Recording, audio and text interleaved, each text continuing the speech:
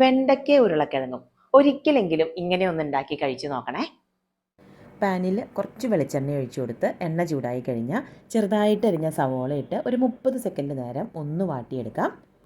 ഇതിലേക്ക് ഒരു 4 ചെറിയ ഉരുളക്കിഴങ്ങ് ഏതാണ്ട് ഒരു 1/4 കിലോയോളം ഉണ്ട്.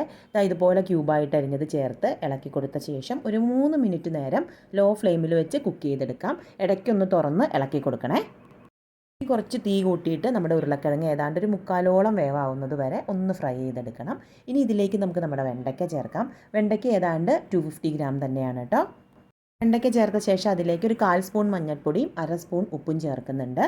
വെണ്ടയ്ക്ക ചേർത്താൽ പിന്നെ അടച്ചു വെച്ച് വേവിക്കരുതേ.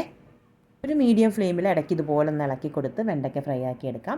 ഇനി ഇതിലേക്ക് ഒരു 1/2 സ്പൂൺ മുളക് പൊടിയും 1/2 സ്പൂൺ കുരുമുളക് പൊടിയാണ് കേട്ടോ ചേർക്കുന്നത്.